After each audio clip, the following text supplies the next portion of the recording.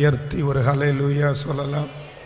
ஆண்டவராகிய இயேசு கிறிஸ்துவின் நாமத்தினாலே இன்றைக்கு இந்த சுத்திகரிப்பினுடைய ஜெபத்திலே ஆண்டவரை ஆராதிக்கும்படியாக என்னோடு இணைந்திருக்கிற உங்கள் அனைவரையும் நான் வாழ்த்தி வரவேற்கிறேன். கர்த்தர் மிகவும் நல்லவர். வேதம் சொல்கிறது, ஆபத்து காலத்தில் நீ சோர்ந்து போவாயானால் உன் பலன் குறுகிற்று. ஆபத்து காலத்தில் நீ சோர்ந்து போவாயானால் உன் பலன் குறுகிற்று. நம்முடைய ஆவிக்குரிய வாழ்க்கையினுடைய இந்த பிரயாணம் எப்பொழுதும் ஒரே போல இருப்பதே இல்லை. பிரயாணத்தில் மேடும் உண்டு பள்ளங்களும் உண்டு அப்படின்னு பாடுறது போல ஆண்டவர் இஸ்ரவேல் ஜனங்களை வனாந்தரத்தில் நடத்தும் போது ஒரே சமமான வழியில் ஆண்டவருக்கு நடத்த முடியும். வெறும் அற்புதத்தையே காண்பித்து ஆண்டவரால் கண்டிப்பாக நடத்த முடியும். டெய்லி புதிய புதிய சாப்பாடுகளை ஆண்டவர் தந்து அவங்கள நடத்த முடியும். ஆண்டவர் அவர்கள் போட்டிருந்த வஸ்திரம் பழமையாய் போகவில்லை. அவருடைய பாதரட்சிகள் தேய்ந்து போகலை. இல்லை, அப்போது அந்த அளவுக்கு ஆண்டவர் அவங்கள நடத்த முடியுமானால் தினந்தோறும் அவங்களுக்கு புதிய புதிய பாதையை காண்பித்து புதிய புதிய ஆகாரத்தை எல்லாம் கொடுத்து ஆண்டவரால் நடத்த முடியும். ஆனால் ஆண்டவர் அவர்களுடைய பிரயாணத்திலே ஆண்டவர் நிறைய பரீட்சைகளை ஆண்டவர் வைத்தார். சமமாய் அவங்களுக்கு வாழ்க்கை இருக்கல. அவங்களுடைய வாழ்க்கை எப்படி இருந்துச்சுன்னா, அவ்வளோதான். ஒரு நாள் நல்ல தண்ணி இருக்கும், அடுத்த நாள் தண்ணி இருக்காது. அப்போ கொஞ்ச நாள் அந்த முதலில் ஆண்டவர் அந்த சாப்பாட்டை கொடுக்கும்போது அவங்க சொல்லும்போது சொல்கிறாரு, அது தேனில் இட்ட பணியாரம் போல் இருந்துச்சு. பொதுவாக நமக்கு நிறைய பேருக்கு இனிப்பு பிடிக்கும். ஆனால் அந்த இனிப்பு அப்படின்றது அது கொஞ்சமாக தான் நம்மளால் சாப்பிட முடியும், நிறைய சாப்பிட முடியாது. அது தேனை கண்டாயானால் மட்டாய் சாப்பிடு அப்படின்னு சொன்னது மாதிரி நம்ம டெய்லி நமக்கு இனிப்பையே கொடுத்துட்டு இருந்தாங்கன்னா அவ்வளோதான். நம்மளால் அது நமக்கு வெறுத்து போயிடும், நம்மளால் சாப்பிட முடியாது. அதனால் நம்ம அநேக நேரங்களில் இஸ்ரவேல் ஜனங்களுக்கு ரொம்ப கொழுப்பு ஜாஸ்தி அப்படின்னு நம்ம அவங்கள திட்டுவோம். ஏன் அப்படின்னா, அவ்வளோ அற்புதத்தை பார்த்தாங்க, ஆனால் ஆண்டவரை மறுதளிக்கிறதற்கு எப்படி மனசு வந்துச்சு அப்படின்னு நம்ம அதுக்கு முன்னாடி அவர்கள் எகிப்திலிருந்து புறப்படும் போது ஆண்டவர் 10 வாதைகளை அவர்களுக்கு முன்பாக காண்பித்து மகா பெரிய ஒரு அற்புதத்தை செய்து ஆண்டவர் அவங்கள அழைச்சிட்டு வர்றாரு. எவ்வளோ பெரிய விஷயம் அது! அவங்க பொன்னோடும் பொருளோடும் அப்படியே சந்தோஷமாக கடந்து வர்றாங்க. கொஞ்ச தூரம் நடந்து வரும்போது செங்கடலை பார்த்த உடனே மோசையை பார்த்து கேட்குறாங்க, இந்த வனாந்தரத்தில் எங்களை சாகடிக்கவா கொண்டு வந்தீங்க? எங்களுக்கு அங்கே பிரேத குழிகள் இல்லையா அப்படின்னு முறுமுறுக்கிறாங்க. அப்போது நம்ம என்ன சொல்லுவோம் தெரியுமா? திட்டுவோம் அவங்கள. என்ன இப்படி அறிவில்லாமல் இருக்கிறீங்க? இப்போ தானே அற்புதத்தை பார்க்குறீங்க, ஏன் கர்த்தர் இனி அற்புதத்தை செய்வாருன்னு நீங்கள் நம்ப மாட்டிங்களா அப்படின்னு நம்ம கேட்போம். இப்போது அதே இதை ஆண்டவர் உங்களை பார்த்து கேட்குறாரு. உங்களுடைய வாழ்க்கையில் எத்தனையோ அற்புதத்தை ஆண்டவர் செய்தாரா இல்லையா? அற்புதம் நடந்திருக்குதா? ஆனால் இன்னைக்கு ஒரு காரியத்தை எதிர்பார்த்து இப்போவும் மனசில் சந்தேகத்தோடு இருக்கிற நிறைய பேர் இருக்கீங்க தானே? சொல்லுங்க, சந்தேகம் என்ன? இஸ்ரவேல் ஜனங்களை போல டைரக்டாக என்ன பண்ணல? கர்த்தரை முறுமுறுக்கல. உங்களுடைய வாழ்க்கையில் இருக்கிற அந்த செங்கடலை பார்த்து, உங்களுடைய வாழ்க்கையில் நடக்கிற பின்னாடி துரத்திட்டு வருகிற அந்த சேனையை பார்த்து வழியே இல்லை, எந்த வழியும் தப்பிக்கிறதுக்கு இல்லை, கர்த்தர் கைவிட்டாரோ அப்படின்னு சொல்கிற மனதில் தோணுதா இல்லையா? அப்போது நம்மை சுற்றி இருக்கிற எல்லா வாசல்களும் நமக்கு அடைக்கப்படும் போது நம்மை அறியாமலே என்ன வருது அப்படின்னா, ஆண்டவர் மேலே நம்பிக்கை குறையுது நிறைய பேருக்கு. அதனால இஸ்ரவேல் ஜனங்கள் அவங்க அப்படி செஞ்சதை நம்ம தப்புன்னு சொல்லிட முடியாது. அதுக்காக அவர்கள் செய்தது நியாயம் அல்ல. ஆண்டவர் அப்படி இருப்பாங்கன்னு ஆண்டவர் நினைக்கல. ஆனால் அவங்களை எப்படி நடத்தினார்னா, கர்த்தர் ஒவ்வொரு நாளும் மேடு பள்ளமாய் நடத்தினார். சொகுசாய் நடத்துவதற்கு ஆண்டவரால் முடியும். ஆனால் ஆண்டவர் அப்படி நடத்தலை. எப்படி நடத்தினார் அப்படின்னா, மேடு பள்ளங்களில் நடத்தினார். அதனால நம்முடைய வாழ்க்கையிலையும் ஆண்டவர் நம்மை உருவாக்க, நம்மை பழக்குவிக்க, நம்மை பக்குவப்படுத்துவதற்கு நம்மை ஏற்ற தாழ்வுகளிலே ஆண்டவர் நம்மை நடத்துவார். ஆனால் ஆண்டவருடைய பிள்ளைகள் ஒன்று நினைக்கணும், ஒரு இறக்கம்னு ஒன்று வந்துச்சுன்னா இன்னொரு ஏற்றோன்றது ஒன்று வரும். ஆண்டவர் நம்மை தாழ்த்துகிறவர் மட்டுமல்ல, நம்மை உயர்த்துகிற கர்த்தராகவும் இருக்கிறார். ஒருவேளை இந்த சத்தத்தை கேட்கிற நீங்கள் இத்தனை நாட்களும் ஒருவேளை தாழ்வாகவே நடந்திருக்கலாம். ஒரு உயர்வை நீங்கள் பார்க்காம கூட இருக்கலாம். ஆனால் நான் நம்புகிறேன், நீங்கள் சந்தேகப்பட வேண்டாம். ஆண்டவர் வருகிற ஆண்டில் ஆண்டவர் உங்களுக்கு ஒரு மேடை, கர்த்தர் உங்களுக்கு உயரமான ஒரு இடத்தை ஆண்டவர் வைத்திருக்கிறார் அப்படின்னு நான் நம்புகிறேன். நிச்சயமாய் உங்களுடைய கண்கள் ஒரு நாள் மேன்மையானவைகளை காணும். நம்முடைய கண்களே காணும். ஆண்டவர் நம்முடைய கண்கள் காண அந்த அற்புதத்தை நமக்காக கர்த்தர் செய்ய போகிறார்.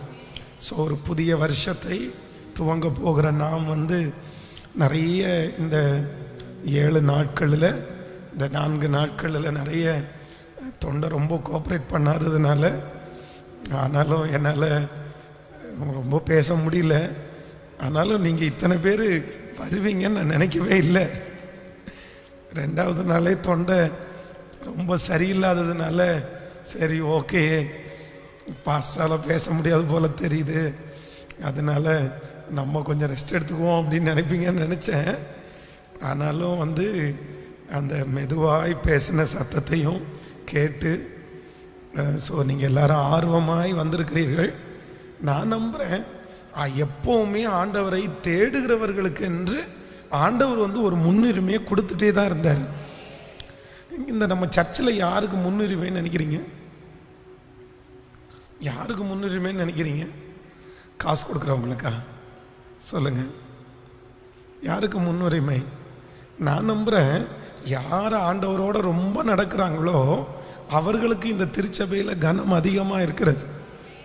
அதே போல் இந்த உலகத்தில் எத்தனை பேர் இருந்தாலும் ஆண்டவரை நம்முடைய வேலைகளை விட்டு இந்த 2 மணி நேரத்தில், இந்த 2.5 மணி நேரத்தில் நீங்கள் என்ன வேணாலும் செய்யலாமே.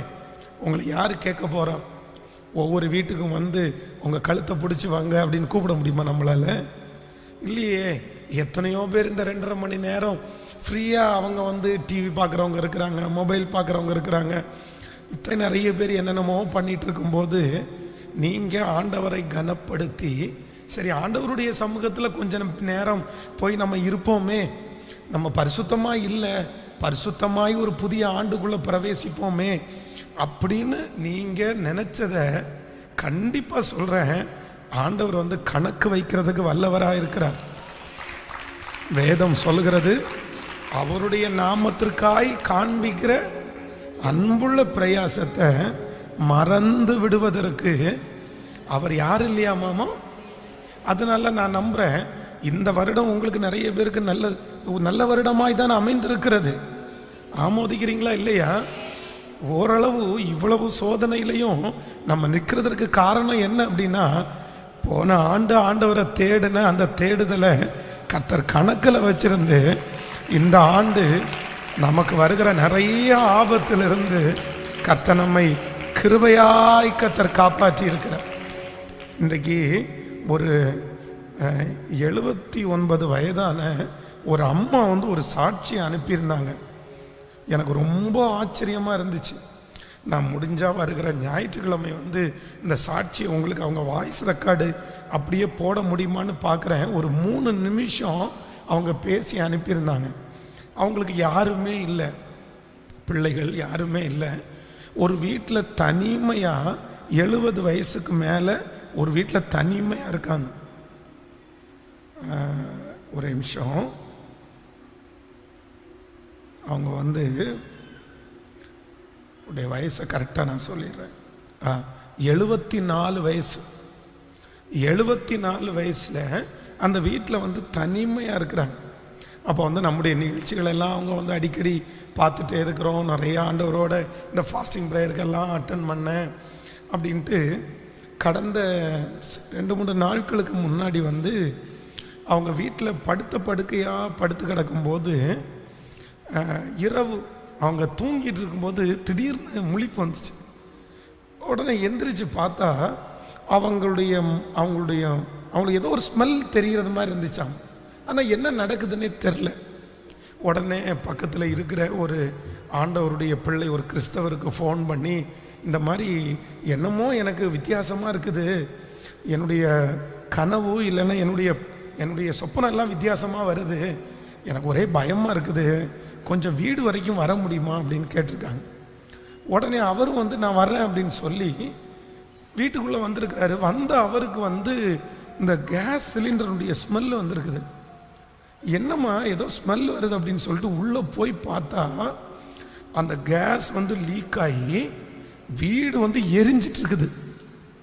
அந்த கிச்சன் போய் உடனே அந்த கேஸை ஒரு இது போட்டு மூடி அதை கொண்டு போய் வெளியே வச்சுட்டு அந்த தீயை அணைச்சிட்டு வெளியே சொன்னாராம்மா, உங்களோட யாருமே இல்லைன்னு மட்டும் நினைக்காதீங்கம்மா, உங்களோட ஆண்டவர் எப்பவுமே இருக்கிறாருன்னாங்க.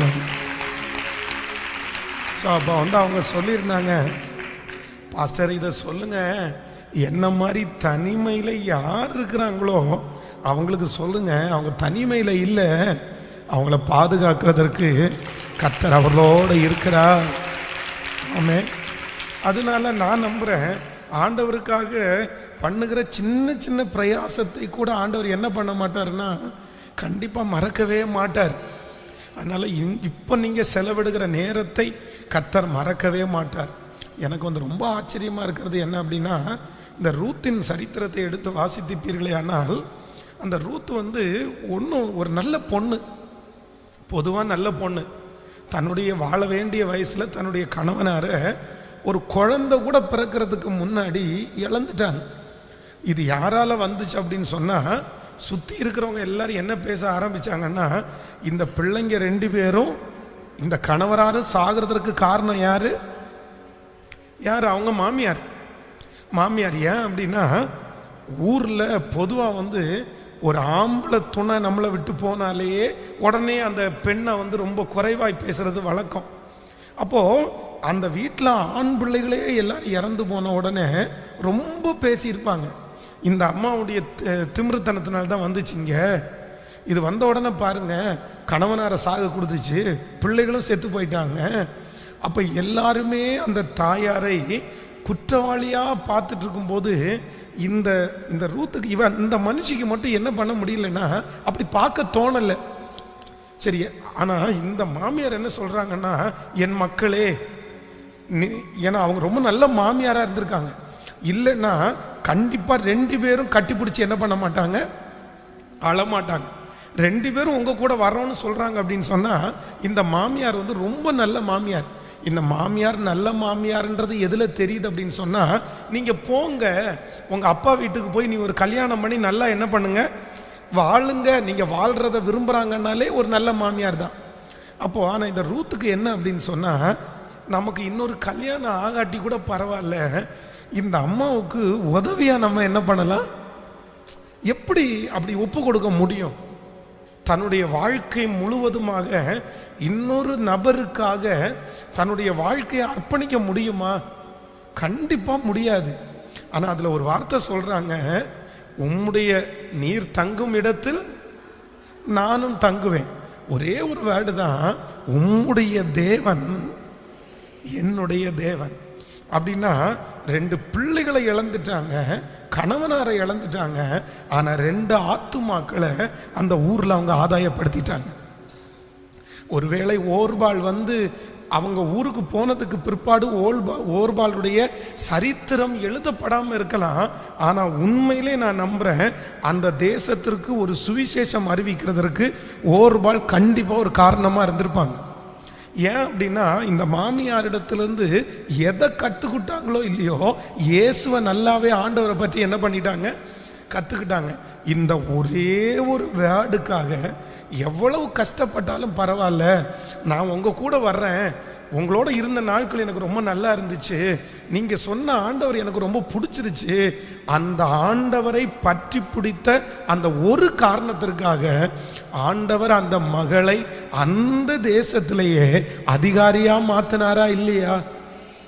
அதனால நான் என்ன நம்புகிறேன் அப்படின்னு சொன்னால், இன்னைக்கு 14ஆம் தேதி ஆகிறது.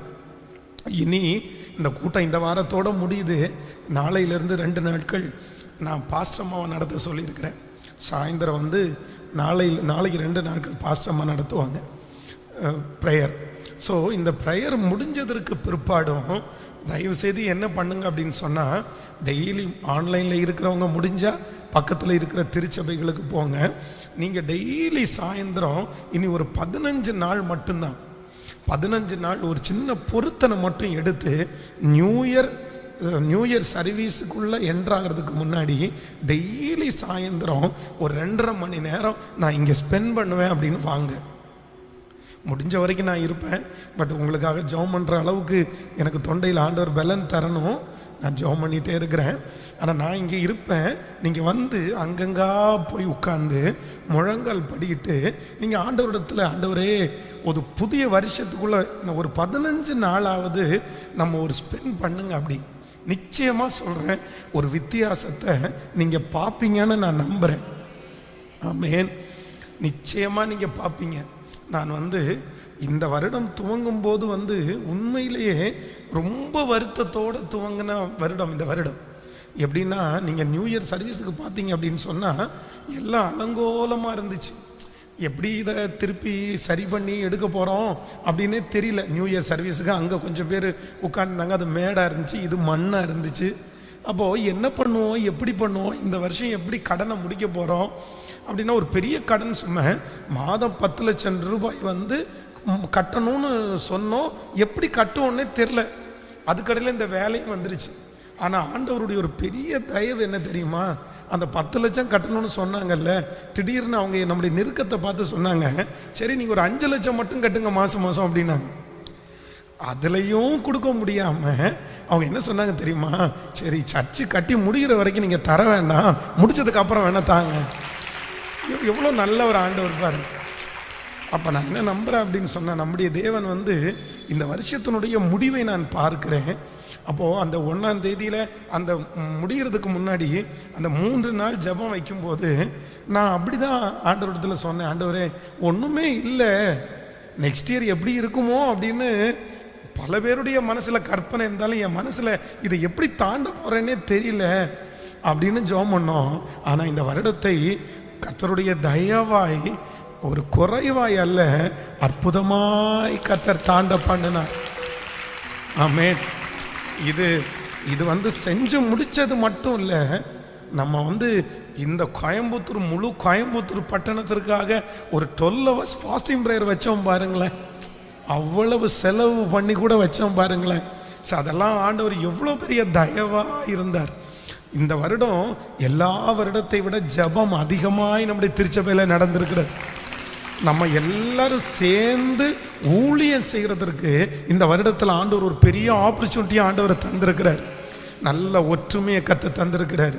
அப்போ ஆண்டவருக்கு நன்றி செலுத்துகிறேன். அப்போது இந்த வருஷத்தினுடைய கடைசியில் கொஞ்சம் என்ன பண்ணுங்க அப்படின்னு சொன்னால், ஆண்டவருடைய சமூகத்தில் இந்த வாரம் முடிஞ்சதற்கு பிற்பாடும் இந்த நியூ இயர் வரைக்கும் உங்கள் எல்லாரையும் நான் அன்போடு நான் அழைக்கிறேன். ஒரு 2.5 மணி நேரம் முடிஞ்சால் ஒரு 6:30க்கு வாங்க, இல்லைன்னா ஒரு 7 மணிக்கு வாங்க. வந்து இங்கே உட்காந்துட்டு ஒரு சின்ன மைல்டாக ஒரு சாங் மட்டும் அப்படியே போட்டுட்ருக்குறோம். நாங்கள் ஒரு வர்ஷிப் சாங் அப்படியே நீங்கள் உங்கள் ஒவ்வொரு இடத்துலையும் போய் உட்காந்து, நமக்கு நல்ல விசாலமான இடத்த கத்த தந்திருக்கிறாரு. ஒருவேளை சர்ச்சில் உட்காந்து ஜெபம் பண்ணுறதுக்கு உங்களுக்கு ரொம்ப டிஸ்டர்பன்ஸாக இருக்குன்னா, காரெல்லாம் ஒரு ஓரத்தில் அப்படியே விட்டுட்டு, இங்கே இருக்கு பாருங்களேன், அந்த கல் போட்டிருக்கு பாருங்களேன், அந்த இடத்துல நடந்து நடந்து நடந்து நீங்கள் ஜெபம் பண்ணுங்க. ஒரு 15-20 பேர் அந்த இடத்துல நடந்து ஜெபம் பண்ணால் அவ்வளோ நல்லா இருக்கும் நான் நம்புகிறேன். அதனால எல்லாரும் நீங்கள் வந்து இந்த வருடம் முடிகிற வரைக்கும் கொஞ்சம் ஆயத்தமாகும். ஒன்றும் கேட்காதீங்க, எனக்கு அப்படி நடக்கணும் இப்படி நடக்கணும், எதுவுமே கேட்க வேண்டாம். ஆண்டவரே, நெக்ஸ்ட் இயர் என்னை கொண்டு நீர் என்ன செய்ய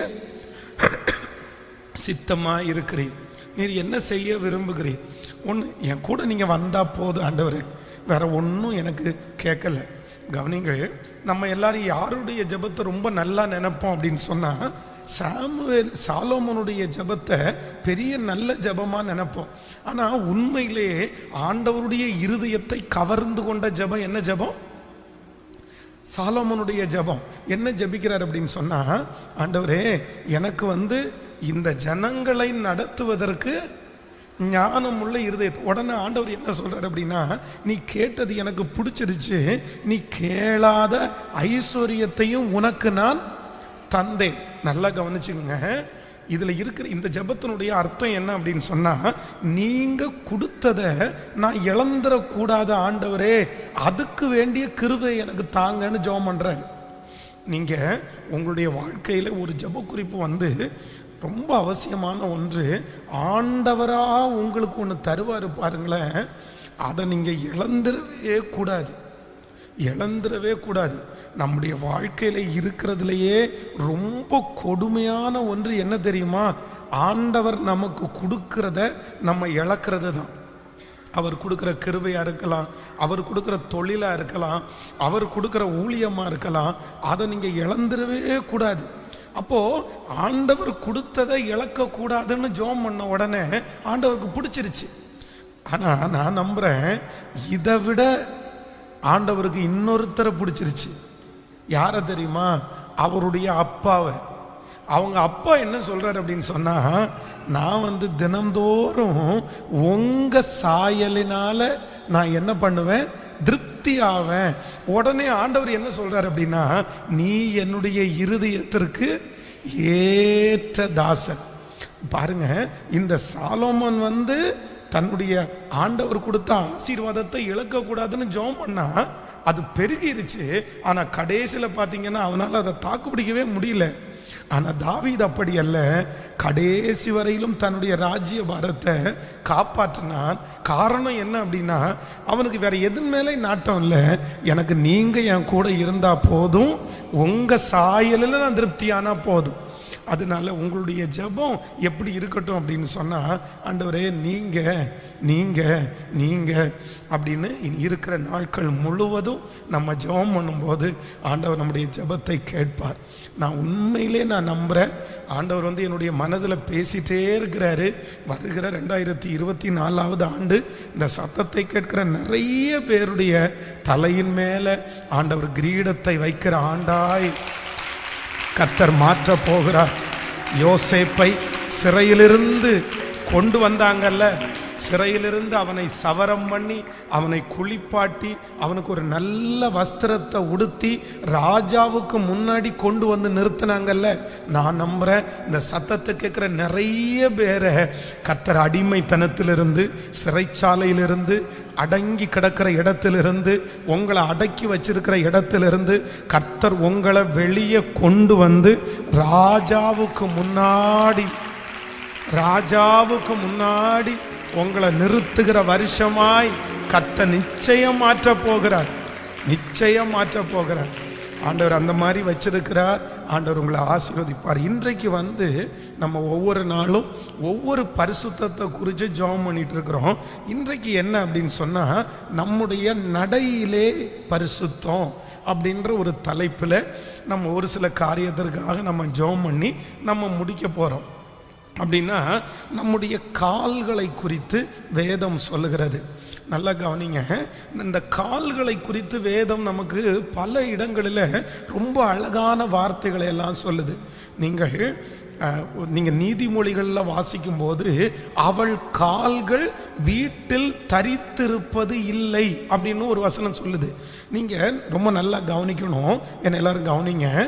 நீங்கள் எப்போ என்ன பண்ணணும் அப்படின்னு சொன்னால், நம்முடைய கால் போன போக்கில் நம்ம என்ன பண்ண முடியாதுன்னா போக முடியாது.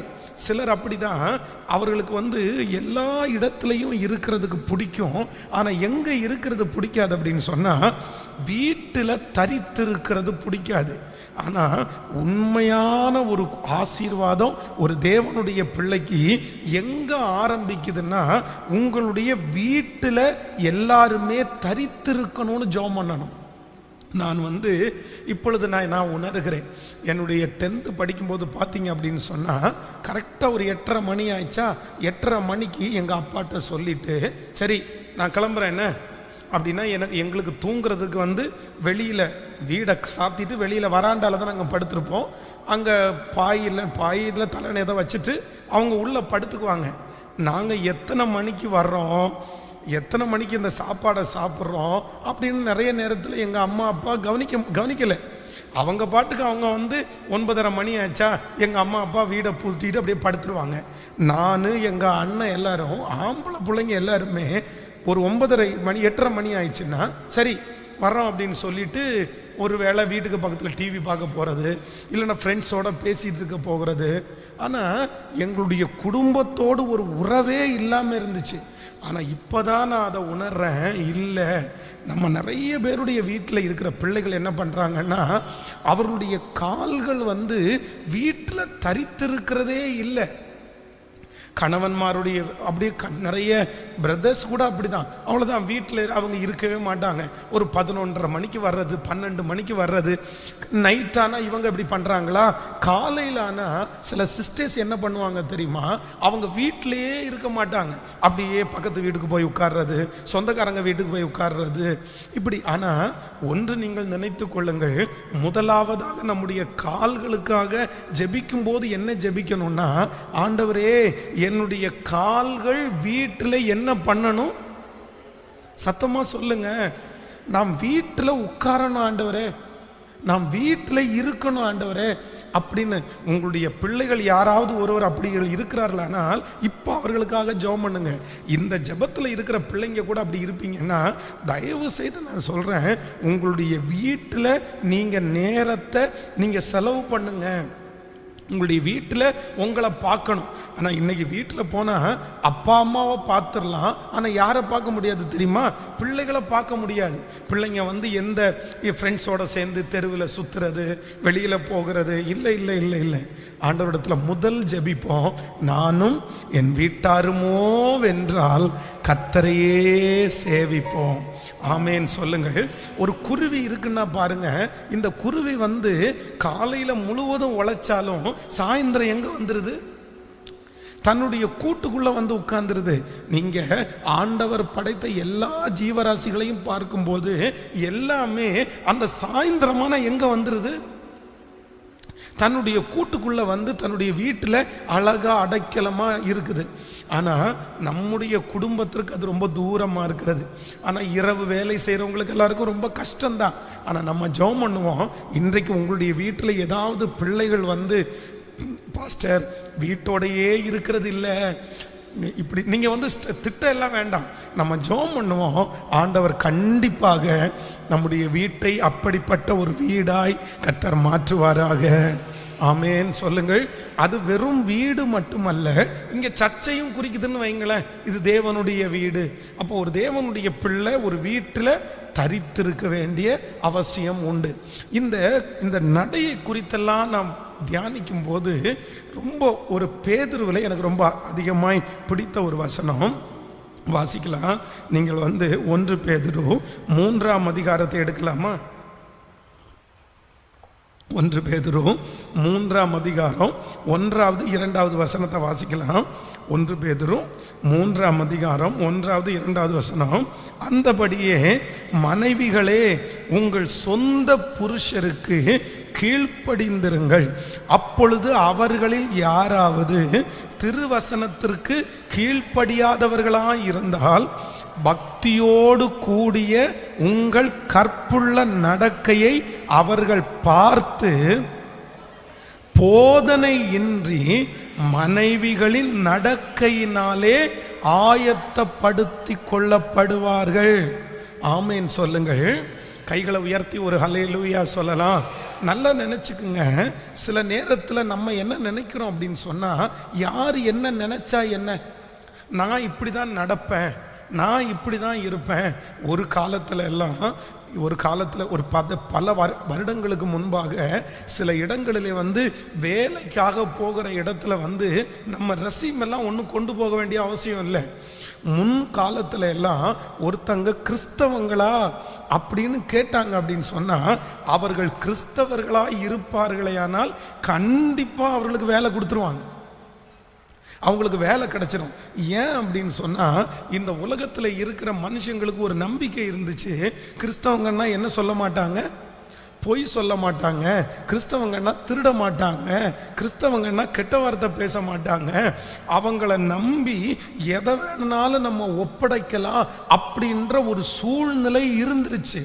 ஆனால் இன்றைக்கு காலப்போக்கில் நிறைய என்ன பண்ணிருச்சுன்னா, நிறைய பேர் பண்ணின தவறுனால நீ எல்லாம் ஒரு கிறிஸ்தவனா அப்படின்ற அளவிற்கு உலகத்தில் இருக்கிறவங்களுக்கும் கிறிஸ்தவங்களுக்கும் வித்தியாசமே தெரியாம நிறைய பேர் இன்னைக்கு கிறிஸ்தவர்களை ஏற்றுக்கொள்ள முடியாத அளவுக்கு வந்துட்டாங்க. ஆனா இன்றைக்கு நம்ம ஒரு பரிசுத்தத்திற்காக ஜெபிக்கணும். ஆண்டவரே, என்னுடைய நடக்கையினால நான் ரட்சிக்கப்படாத ஜனங்களை கூட ஆதாயப்படுத்தக்கூடிய ஒரு கிருபையை எனக்கு தாங்க ஆண்டவரேன்னு நீங்க கேட்கணும். சில மனைவிகளை குறித்து தான் இங்கே சொல்லப்படுது. என்ன அப்படின்னு சொன்னால், உங்களுடைய கணவனார் ரட்சிக்க அந்தபடியே மனைவிகள் உங்கள் சொந்த புருஷருக்கு கீழ்ப்படிந்திருங்கள். அப்பொழுது உங்களில் யாராவது திருவசனத்திற்கு கீழ்ப்படியாதவர்களாய் இருந்தால் பக்தியோடு கூடிய உங்களுடைய கற்புள்ள நடக்கையை அவர்கள் பார்த்து போதனையின்றி மனைவிகளின் நடக்கையினாலே ஆயத்தப்படுத்தி கொள்ளப்படுவார்கள். ஹல்லேலூயா. கையை உயர்த்தி ஒரு ஹல்லேலூயா சொல்லலாம். இன்றைக்கு ஜெபத்திலே இந்த சத்தத்தை கேட்கிற நீங்கள், என்னுடைய கணவனார் பைபிள் எடுக்க மாட்டேங்கிறாரு, என்னுடைய கணவனார் சர்ச்சுக்கே வர மாட்டேங்கிறாரு, அவர்கிட்ட எவ்வளவு சொன்னாலும் புரிய மாட்டேங்குது, சர்ச்சுக்கு போகிறதே சில நேரத்தில் தடையாக நினைக்கிறாரு அப்படின்னு யாராவது நீங்கள் சொல்கிறீங்களா? நான் நம்புகிறேன் ஆண்டவர் என்ன சொல்கிறார் அப்படின்னா, அவர்களுக்கு முன்பாக நீங்கள் நடக்கிற அந்த நடக்கையினால நீங்கள் உபதேசமே பண்ண வேண்டாமா, நீங்க ஆண்டவரை பற்றி சொல்லவே வேண்டாமா, நீங்க பைபிளை பற்றி சொல்ல வேண்டியது இல்லை. உங்களுடைய பக்தி உள்ள நடக்கையை பார்த்து கண்டிப்பா அவர்கள் கர்த்தரை தேடி வருவார்கள் என்று வேதம் சொல்லுகிறது. உங்களை நான் குற்றப்படுத்தலை, ஆனால் இது ரொம்ப கடினமான ஒன்றுன்னு எனக்கு தெரியும். எதை கேட்டாலும் நம்ம கேட்டுட்டு இருக்க முடியாதுல்ல, எதை சொன்னாலும் நம்ம சகிச்சுட்டு இருக்க முடியாதுல்ல. ஆனால் ஆண்டவர் ஒரு நல்ல வழியை சொல்கிறாரு. கணவன்மாரை ஆதாயப்படுத்துவதற்கு, ரட்சிக்கப்படாத கணவனாரை ஆயத்தப்படுத்துவதற்கு நீங்கள் ஒன்றுமே பண்ண வேண்டாமாமா, நீங்கள் பக்தியாக நடந்தால் மட்டும் போதுமாமா. கண்டிப்பாக உங்களுடைய பக்தியை பார்த்து அவர்கள் ஆண்டவரை தேடுவார்கள். மனைவியாக இருக்கிற ஒவ்வொரு சகோதரிகளுக்கும் ஒன்று சொல்லுகிறேன், உண்மையாகவே இன்னைக்கு இருக்கிற காலத்தில் உங்களுடைய கணவனாருக்கு ஒரே ஒரு குவாலிட்டி இருந்தால் போதும். உங்களுடைய கணவனார் ரட்சிக்கப்பட்டவராக இருந்தால் உங்களுக்கு வேற எந்த குவாலிட்டியும் தேவையில்லை. ஒரே ஒரு குவாலிட்டி, நீங்கள் நல்ல ஜெபம் பண்ணி நல்ல பைபிள் வாசித்து நீங்கள் பைபிள் சொல்லுகிறது படி நடந்துட்டீங்க அப்படின்னு சொன்னால், நான் நம்புகிறேன் உங்களுடைய கணவனார் உங்களுக்கு கீழ்ப்படுகிற அளவுக்கு வந்துடுவாங்க. ஆமேனே வர மாட்டேங்குது. இது அவ்வளோ சுலபமானது அல்ல. ஏன் அப்படின்னு சொன்னால், சத்துரு இதை பண்ண விட மாட்டான். உங்களை கோபமே உங்களுக்கு இல்லைன்னாலும் உங்களை கோபப்படுத்துகிற மாதிரி ஏதாவது ஒன்று என்ன பண்ணும், நடக்கும். ஆனால் உங்களுடைய முழங்கால அவங்க பார்த்துட்டாங்க அப்படின்னா, எதுக்கு பயப்படுறாங்களோ இல்லையோ, உங்களுடைய முழங்காலுக்கு கண்டிப்பாக அவங்க பயப்படுவாங்க. ஆமோதிக்கிறீங்களா இல்லையா? கேட்கல. சகோதரிகள் மட்டும் பக்கத்தில் கையை பிடிச்சி சொல்லுங்க, கணவனை கைக்குள்ள போடுவதை கூகுளில் போய் கண்டுபிடிக்க வேண்டிய அவசியம் இல்லை.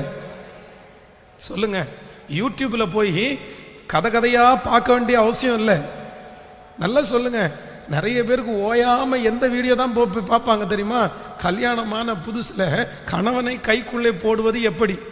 அவங்க ஒரு 15 லிஸ்ட் வச்சிருப்பாங்க. காலையில் நீ ஆட்டுக்கால் சூப்பு வச்சு கொடுத்தா கைக்குள்ளே போட்டுடலாம் அப்படின்னு. அவ்வளோதான். ஒரு நாள் ஆட்டுக்கால் சூப்பு கேட்பாங்க, அடுத்த நாள் உன் சூப்பாவது நீ ஆகுது போ அப்படின்ற. அந்த மாதிரி அவங்க சொல்லுகிற வழிமுறையை வச்சு நம்ம என்ன பண்ண முடியாது. கேட்கல, அவ்வளோதான். யூடியூப்பில் உள்ளதை பார்த்து அவங்களுக்கு முன்னாடி நிறைய பேர் யூடியூப்பில் சொல்லும்போது அவ்வளோதான், அவன் முன்னாடி வேலை முடிச்சுட்டு வரும்போது நீ நல்லா குளித்து அழகாக ட்ரெஸ் பண்ணி மேக்கப் பண்ணி பார்க்குறதுக்கு நல்லா இருந்தீங்கன்னா போதும் அப்படின்னு யூடியூப் சொல்கிறாங்கன்னு வைங்களேன். நீங்கள் அந்த மாதிரி நல்ல பவுடர்லாம் போட்டு அவங்க முன்னாடி போய் நின்னீங்க அப்படின்னு சொன்னால், என்ன இன்னைக்கு மேக்கப் கொஞ்சம் ஓவராக இருக்குது, யாரை பார்க்குறதுக்கு அப்படி அவங்களுடைய மனசு குறுக்கால தான் திரும்பும் சில நேரத்தில். அப்போ அப்படியெல்லாம் நம்ம கைக்குள்ளே என்ன பண்ண முடியாதுன்னா போட முடியாது. அப்புறம் அம்மாவை விட்டு பிரிச்சிடலாம், மாமியாரை விட்டு பிரிச்சிடலாம் அப்படின்னெல்லாம் நினைக்க வேண்டாம். ஒன்றே ஒன்று நீங்கள் செய்யுங்கள், உங்களுடைய பக்தி உள்ள நடக்க மட்டும் போதும். நான் நம்புகிறேன் கொஞ்ச நாளையிலேயே கர்த்தர் உங்களுடைய கணவனாரை உங்கள் பக்கமாய் கொண்டு வருவார். இதில் சந்தேகமே இல்லை. ஏன் அப்படின்னா இது பென்ஸ் பாஸ்டருடைய வார்த்தை இல்லை, இது பென்ஸ் பாஸ்டருடைய வார்த்தை இல்லை. கர்த்தருடைய வார்த்தை போய் சொல்லுமா? ஆண்டவருடைய வார்த்தை போய் சொல்லுமா?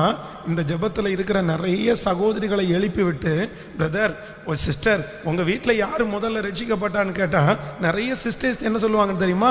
நான் தான் ரட்சிக்கப்பட்டேன். உங்களுடைய கணவனார் இப்போ சர்ச்சுக்கு வராரான்னு கேட்டால், ஆமாம் பாஸ்டர் 10 வருஷத்துக்கு முன்னாடி சர்ச்சுக்கு போயிட்டு இருந்தால் உருட்டுக்கட்டையை தூக்கி வச்சுட்டு இருப்பார் அந்த மனுஷன். ஆனால் இன்னைக்கு எனக்கு முன்னாடி எந்திரிச்சு சர்ச்சுக்கு வர்றியா இல்லையா, நானா போட்டுமான்னு கேட்குறாரு. உண்மைதானா இல்லையா? உண்மையா இல்லையா?